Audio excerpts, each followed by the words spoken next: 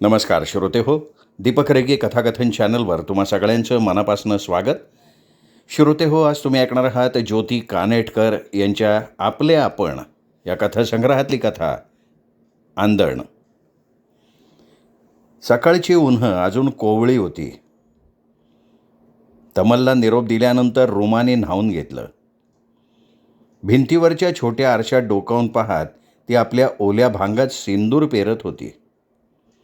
मागच्या खिडकीतून येणारं ऊन तिच्या नितंबांवर ओणावलेल्या लांबसडक काळ्या कोरड्या केशसांभारावर दिलखुलास पसरलं होतं. त्यामुळे तिची सावळी तेजस कांती जंगलात असलेल्या तळ्यातल्या कमळासारखी तरारली होती. तिने पिवळ्या किनारीच्या गर्द जांभळ्या साडीचा लांब पदर काढला होता. तो पदर छातीवरून लपेटून 2-3दा स्वतःभोवती फिरवत कमरेपाशी कुसुंबीसारखा घट्ट खोचला होता. इतक्या उकाड्यात नाहीतरी पोलकं घालणं कठीणच होतं. हळूहळू तिथल्या बायकांसारखं पोलक्याशिवाय चापून चोपून साडी नेसण्यातलं शहाणपण ओळखून तिने आंघोळणी पाडून घेतलं होतं. नाहीतरी तमल जंगलात निघून गेल्यावर जंगलकडेच्या वसलेल्या या लहानशा गावातल्या तिच्या छोट्याशा बंगलीवर येणार कोण होतं? राहता राहिले ती आणि कुसुंबी. लोकगीतातली एक चाल गुणगुणत रुमा आरशासमोरून वळली. तमलबरोबर घालवलेली रात्र आठवून तिच्या चेहऱ्यावर पुन्हा हसू पसरलं.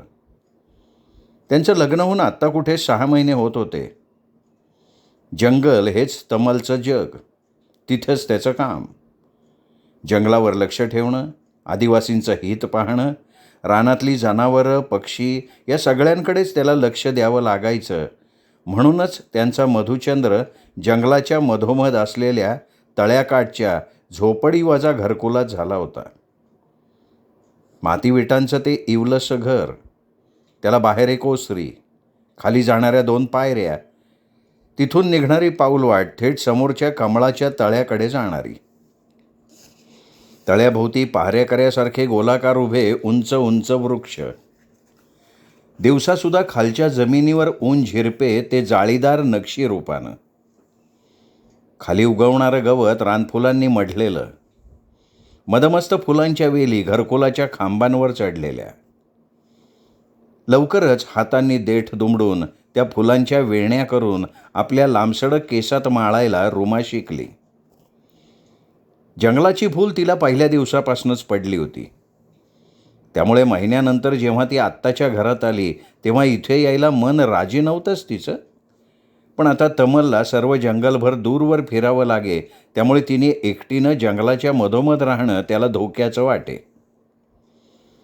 त्यांचं लग्न जरी रीतीप्रमाणे झालेलं असलं तरी पहिल्या दृष्टीभेटीतच न्यारं असं काहीतरी त्यांच्यात फुललं होतं. जसं काही गेल्या जन्मीचे साथीदार पुन्हा एकदा भेटले होते.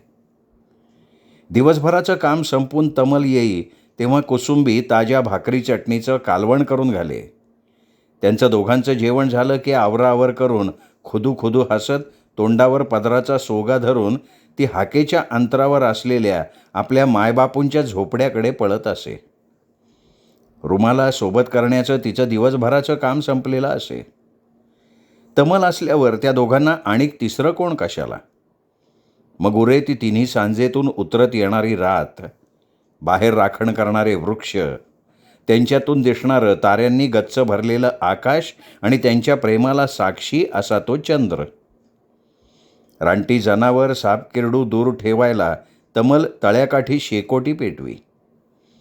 त्या उभेत सोनसळी उजेडात त्यांचं प्रेम भराला येई. कमळं मिटत रात वाढत जाई तसतसं त्यांचं प्रेमही वाढत जाई.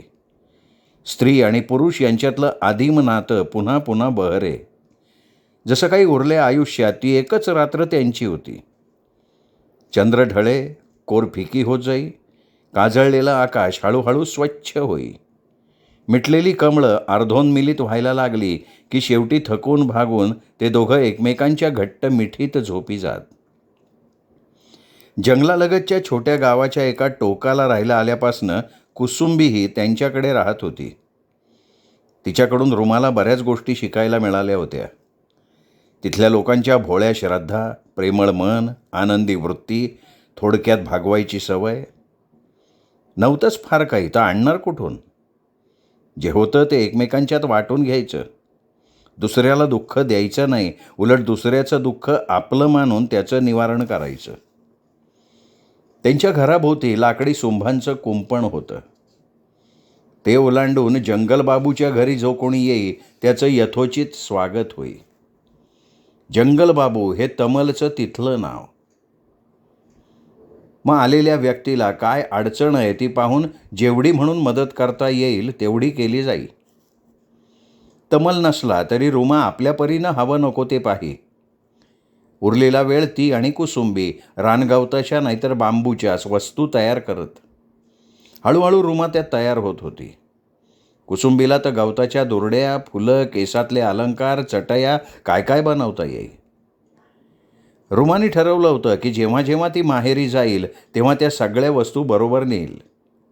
त्यांची विक्री करून येणारे पैसे कुसुंबीच्या लोकांच्या मदतीसाठी वापरायचे. शिकवायच्या फळा, खडू, नकाशा, पुस्तकं वगैरे सामान आणायचं. तळ्याकाठच्या घरात परत जायचं. तिथल्या बाया बापड्या, मुलं बाळं गोळा करायची आणि त्यांना अक्षर ओळख करून द्यायची. तिला समजलं होतं की त्या लोकांच्या जंगलाशी निगडीत आपापल्या अशा शिकण्याच्या पद्धती होत्या. आरोग्य टिकवणाऱ्या सवयी, न्यायनिवाड्याच्या पद्धती होत्या. म्हणूनच इतकी सारी वर्ष शहरीकरणाचं वारं न लागताही त्यांची कुटुंब व्यवस्था, समाज व्यवस्था आणि संस्कृती सुरक्षित होती. जंगलात राहता येणं सुकर व्हावं म्हणून रुमा कुसुंबीकडून तिची राहण्याची, खाण्यापिण्याची, लेण्याची पद्धत शिकत होती. तमल कधी जंगलाच्या दुसऱ्या बाजूला गेला की दिवसचे दिवस नसे. अशा वेळेस जवळजवळ दर दिवशी त्याचा एखादा मदतनीस रुमाला चिठ्ठी आणून देत असे. प्यारी हे वाचलं की रुमाचं मन पिसारा पिसारा होई. तर प्यारी, तुझी खूप म्हणजे खूप आठवण येते.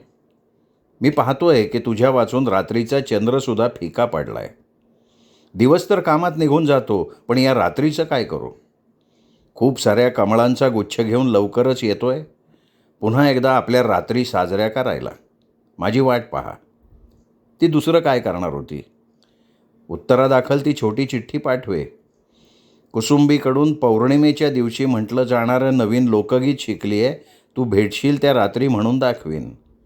कुठलाही दिवस असला तरी तू भेटशील ती रात्र पौर्णिमाच असेल, हो की नाही? त्या दिवशी आपल्या तळ्यावर इतका चंद्रप्रकाश पडेल की कमळं मिटणारच नाहीत. मी वाट बघतीये, लवकर ये. कालच अशी एक चिठ्ठी गेली होती, त्यामुळे ढळत्या दुपारी त्या दोघी जेव्हा मागच्या दारी झाडांची सळसळ ऐकत बसल्या होत्या आणि पुढच्या लाकडी फाटकाची किरकिर त्यांनी ऐकली, तेवढ्यात इतक्यात कसा आला तमल, असा विचार करून त्या दोघी लगबगीनं धावल्या पुढच्या दारी. तमल नव्हताच तो, दुसरंच होतं कोणीतरी. भेलकांड धडपडत दाराशी तो पोहोचला. तसं लक्षात आलं की मिसरूड फुटलेला, कमरेला तोटकं धोतरवजा वस्त्र नेसलेला पोरगेल असा तरुण होता. खूप लांबून दूरवरच्या जंगलातून काटेकुटे तुडवत आला होता. अनेक दिवस अन्न पाण्याशिवाय काढल्यासारखा दिसत होता तो. असं कसं झालं बरं? जंगल तसं आल्या गेल्यावर प्रेम करतं. तळी, ओढे, नदी पाणी देतात, तहान भागवतात, तरतरी देतात, झाडं सावली देतात, आसरा देतात. यातलं काहीच कसं नाही मिळालं याला.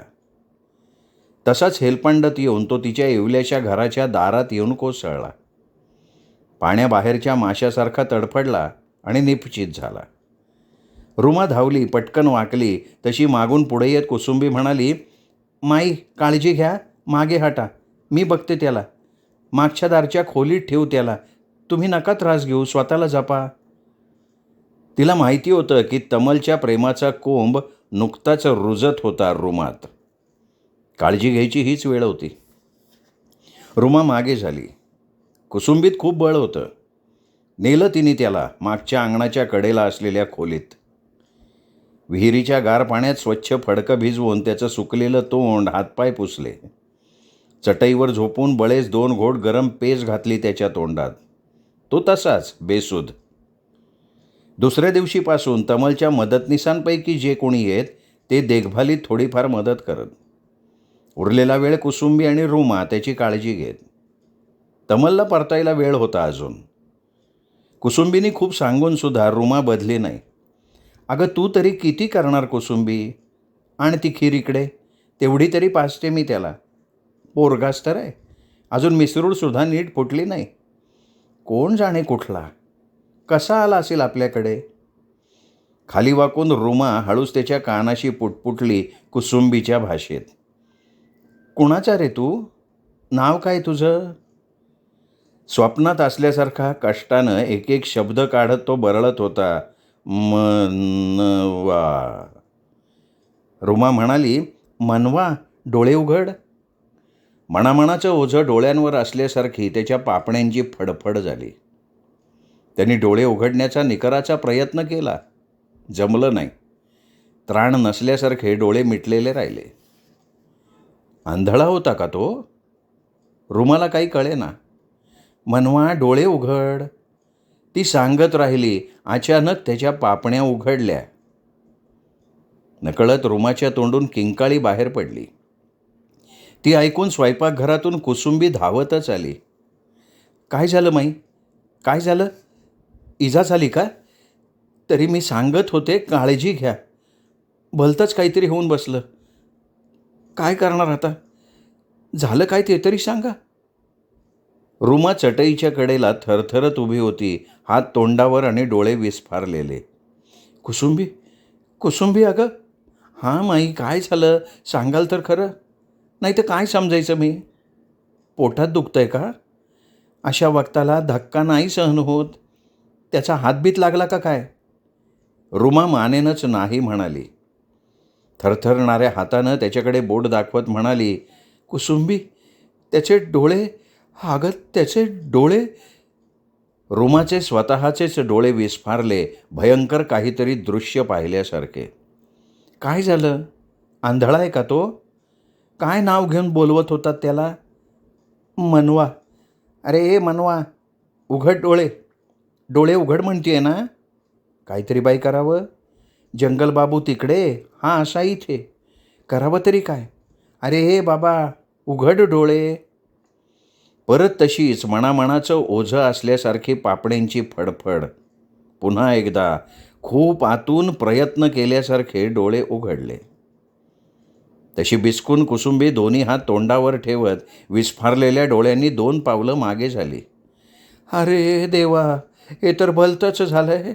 माई, माई तुम्ही आधी बाहेर जा. वळून बघते तर काय. रुमा भान हरवून कोसळलेली. आधी पाणी मारून तिला सावध केलं. हाताला धरून हळूहळू नेऊन तिला बिछाण्यावर निजवलं, तिला पाणी दिलं.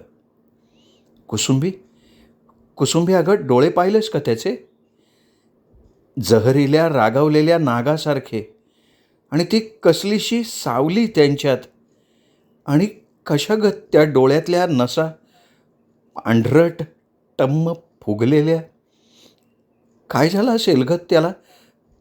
मला तर धस्स झालं ते डोळे बघून. मी मी माझ्या आयुष्यात इतकं भयंकर रूप कधी पाहिलंच नाही ग. माई, तुम्ही स्वस्थ निजा. परत तिकडं जाऊ नका. मी पाहून घेईन काय करायचं ते. तुमच्या अशा अवस्थेत हे पाहायला नको होतं. आता काय होईल कुणास ठाऊक. फक्त देवावर हवाला आता. अगं काय बोलतेस तू कुसुंबी? मला काही नाही होणार. एकदम ते तसे डोळे बघून मला धक्का बसला. काय झालंय काय त्याला? झाडाचा शाप लागलाय त्याला माई. माई, आता त्याचं काही खरं नाही. कुठलं झाड, कसला शाप, काय बोलतेस हे तू? अगं तसं शाप वगैरे काही नसतं, समजलं. आपण जंगलाशी मिळून जुळून राहावं म्हणजे चांगलं होतं. आणि हे मी तुला सांगायला हवं का? तुझी लोक नेहमी तेच तर करत आली आहेत ना. तुमचं आणि जंगलाचं सख्य आहे म्हणून तर तुम्ही टिकलात. कुसुंबीच्या कानावर जणू तिचं बोलणं गेलंच नव्हतं. ती आपल्याच तारेत बोलत राहिली. ते तळ्याकाठचं, उजवीकडचं उंच मोठं झाड, ते झाड आठवतंय का माई? मोठमोठी फळं येतात त्याला. शिवाय पारंब्या सोडतं ते. त्याला फुलं आली की अख्खं जंगल वेडं होतं त्या वासाने. हो अगं, आठवतं की.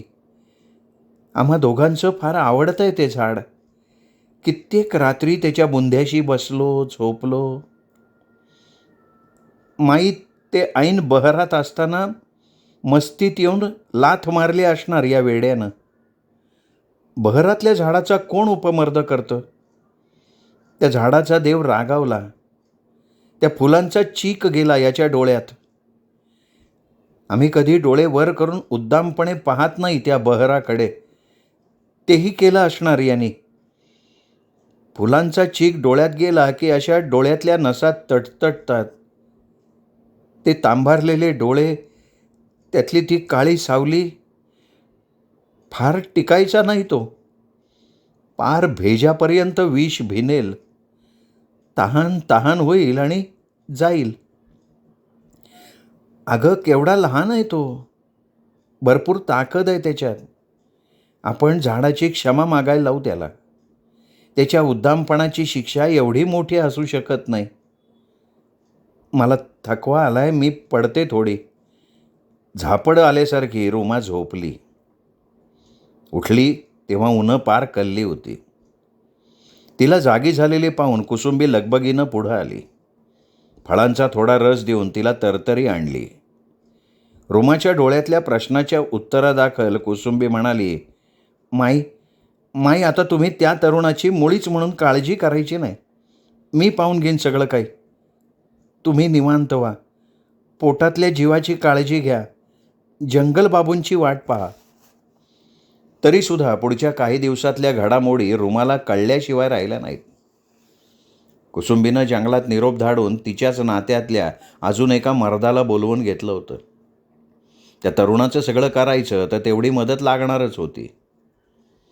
तो जागा असला की घराच्या पाठीमागच्या बाजूनं विचित्र आवाज यायचे. ते न माणसासारखे होते न जनावरासारखे. रुमाच्या जीवाचा थरकाप होई. खिडकीच्या चौकटीवर हताशपणे डोकं ठेवून ती त्याचं काय होईल याचा विचार करत राही. शेवटी कुसुंबी म्हणाली तसंच झालं. डोळ्यांच्या नसा सुधारल्या नाहीतच, आणखीन ताठरत गेल्या. विष पार डोक्यात भिनत गेलं. त्याला दुःखमुक्त करण्यासाठी रुमानं केलेल्या प्रार्थनेचं ते कदाचित फळ असावं. 4 जणांनी मिळून बांबूची तिरडी बनवून त्याला जंगलात नेलं. त्यांच्या रिवाजाप्रमाणे तिथेच त्याची अंत्यक्रिया केली. काही झालं तरी माणूस होता तो. नसेल त्यांच्यातला, असेल दुसऱ्या कुठल्या जंगलातला, पण मृत्यूचा आदर राखावाच लागतो. जसजसं रुमाचं गर्भारपण वाढत होतं ती बदलत होती. पूर्वीची रुमा हरवून गेली होती. तमल जंगलातून आला तेव्हा तिच्या ओठांवरलं गाणं सुकलं होतं, डोळे हरवले होते. आवेगानं त्यांनी तिला जवळ घेतलं तरी तिच्यात काही फुललं नव्हतं. एखाद्या हरवलेल्या लहान मुलीसारखी ती त्याच्या मिठीत मुकाट होती. कुसुंबीच्या लोकांचं ते नवीन शिकलेलं लोकगीत म्हणणं रुमा. थंड नजर उचलून रुमा त्याच्याकडे पाहत राहिली, जणू तिची नजर म्हणत होती, काय म्हणतोय हा माणूस, कुठलं गाणं. तिच्या नजरेसमोर होते फक्त नसात तटतटलेले, भयाण काळसावली परावर्तित करणारे 2 डोळे. मृत्यूनंतर तरी मिळाली असेल का मुक्ती त्याला? का तसेच ते डोळे जन्मानुजन्म तिचा पाठलाग करणार होते? तिचे विचार आतल्या आत घुमत राहत. तमल तिला बोलतं करायचा, वर्तमानात आणण्याचा प्रयत्न करत राही. घरी असताना तमल तिची खूप काळजी घेई. तिच्या नाजूक स्थितीतून ती बाहेर आली, तिचं तान्हुलं तिच्या कुशीत आलं की परत ती पूर्वीसारखी होईल या विश्वासानं तो तिची देखभाल करत असे, खाऊपिऊ घालत असे, थोपटत असे. पण तोही चाकरमाना. अख्खं जंगल तर तिच्या खातर सोडू शकत नव्हता. जीव गहाण ठेवून तो जंगलात जात येत राहिला. आपल्या लाडक्या बायकोचं, तिच्या पोटातल्या जीवाचं ठीक व्हावं म्हणून त्या न दिसणाऱ्या देवाच्या आळवण्या करत राहिला. कुसुंबीही आपल्या परीनं रुमाचं सगळं करत असे. तिच्यासाठी हवं नको ते बघत असे, तिचे केस विंचरत असे, तमलनं आणलेल्या सुगंधी फुलांचे गजरे करून तिच्या वेणीत माळत असे. तिला खाऊ घाले, हाताला धरून फिरवी, परोपरीनं तिची समजूत घाली. माई, जीवाला लावून घेऊ नका इतकं. निसर्गाचे आपले नियम असतात. जीवसृष्टीतील प्रत्येक गोष्टीचा प्रत्येकाने आदर करायचा असतो. लहानपणापासून आम्हाला हेच शिकवलंय. आपण बरोबर वागलं की तेच जंगल आपलं तारण करतं. झालं गेलं विसरा, येणाऱ्या जीवाचा विचार करा. रुमा आपल्याच विचारात हरवलेली. अनेक पौर्णिमा अमावस्या आल्या आणि सरल्या. दिवस भरायला अजून अवकाश होता. तरीही कुसुंबीच्या मंडळींपैकी एक अनुभवी म्हातारी येऊन राहिली. हेही बरंच झालं, कारण एक दिवशी रुमा अस्वस्थ झाली. तोंड उतरलं, पोटही खाली आलं. म्हातारी काळजी करू लागली. बाई कुसुंबी, हे तर काही लक्षण ठीक दिसत नाही. असं आवेळी जगात येणारं मूल फार काळ टिकत नाही. जंगलबाबू त्याच अंदाजानं गेलेत, तो अंदाजही आता चुकणार. खैर, बघूयात काय वाढून ठेवलंय पुढे. असं म्हणून ती पुढच्या तयारीला लागली. ती ही रात्र बिनचंद्राची. रात्रभर तिघी जाग्या. रुमा तळमळत होती, पण कशी? जणू प्रसववेदना तिसऱ्याच कोणाच्या असाव्यात अशी. शरीरानं आपली गत घेतली, निसर्गाने उरलेलं केलं. फटफटायच्या आधी रुमाचं मूल जन्मलं, पण एकदाही त्या जीवानं आवाज केला नाही की ते रडलं नाही. डोळे मिटलेले. आपटलं, थोपटलं, थंड पाणी गरम पाणी केलं, पण होऊ नाही, कचू नाही. श्वासोच्छवास चालू होता म्हणून जिवंत म्हणायचं. म्हातारी आणि कुसुंबी थकून गेल्या होत्या, तरी सगळी स्वच्छता आवराआवर करून मऊ फडक्यात गुंडाळून तो तान्हा जीव त्याने रुमाच्या कुशीत दिला. मधपाणी त्याला चाटवून झालं होतं. पाना फुटायला अवकाश होता. तोवर रुमाच्या उशा पायथ्याशी दोघी कलंडल्या. दुसऱ्या दिवशी तमलला निरोप गेला. सांगायचं तरी काय? अजूनही मुलाच्या तोंडून हुंकार नव्हता की भुकेचं रडणं नव्हतं. ग्लानीत असल्यासारखी रुमा पडून होती. दिवस कसा तरी सरला. पुन्हा एक रात्र. किती घटका सरल्या माहीत नाही. अचानक रुमा उठली. जुनेऱ्यात मूल गुंडाळलं, छातीशी बांधलं. तसं तिने कुसुंबीकडच्या बायकांना बांधताना पाहिलं होतं. जरासुद्धा आवाज न करता ती बाहेर पडली, झपाटल्यासारखी. सरत्या रात्रीतून ती चालत राहिली. ते थेट कमळाच्या तळ्याजवळ, तिथल्या उजवीकडच्या प्रचंड वृक्षाखाली येऊन थांबली. एव्हाना ती घामानं निथळली होती. तिथंच झाडाखाली बसकण मारली तिने. छातीशी बांधलेलं मूल सोडवून मांडीवर घेतलं. अस्ताला चाललेला फिकुटलेला चंद्र बळेच झाडातून झिरपत होता. त्याची तिला पर्वा नव्हती. चांदण्या जाता जाता घोर द्यायला पाहत होत्या, पण तिचं लक्ष नव्हतं. एकाग्र चित्तानं ती फक्त बाळाच्या चेहऱ्याकडे पाहत होती. एका हाताचा पंजा हलकेच बाळाच्या धडधडणाऱ्या छातीवर ठेवला होता, दुसरा त्याच्या जावळावर स्थिरावला होता. पापणी न लवता ती त्याच्याकडे पाहत राहिली. जणू काही आपल्या इच्छाशक्तीने ती त्याला सांगत होती, डोळे उघड, जागा हो. नाळेची भाषा कळल्यासारखा बाळ किंचित चुळबुळला.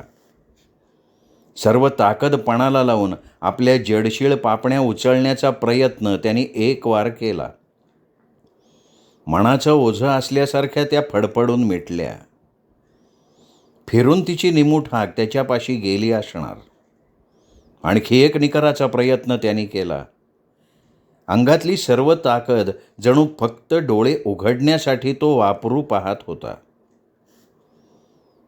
पांढरट, तटतटलेल्या शिरांनी भरलेले डोळे एकवार बाळांनी उघडले. नागाचं जहरीलंपण, त्यापलीकडे सादळलेली कसलीशी भयाण सावली, दृष्टीहीन नजर. एकवार ती नजर रुमाच्या ओणावलेल्या चेहऱ्यावर स्थिरावली. पुढच्याच क्षणी डोळे मिटले. छातीची धडधड हळूहळू कमी झाली. मग सारं शांत. ज्याचं देणं त्याला देऊन झालं होतं. जिथं असायला हवं होतं तिथे ती होतीच. आता तर तिथंही थांबणं गरजेचं नव्हतं. घेतलेलं आंदण परत करून ती उठली. पारंब्या सोडलेल्या, मोठमोठ्या फळांनी ओथंबलेल्या त्या उंच झाडाखालून निघून अजून खोल जंगलात ती जात राहिली, जात राहिली, जातच राहिली. श्रोते हो, तुम्ही ऐकत होता ज्योती कानेटकर लिखित आंदण ही कथा. कथा कशी वाटली कमेंट करून जरूर कळवा. कथेचा व्हिडिओ लाईक करा, हाईप करा. आपल्या कथाप्रेमी मित्रपरिवारात, नातेवाईकात शेअर करायला काहीच हरकत नाही. भेटत रहा दीपक रेगे कथाकथन चॅनलवर अशाच उत्तमोत्तम लेखकांच्या उत्तमोत्तम कथा कादंबरी ऐकत राहण्यासाठी. नमस्कार.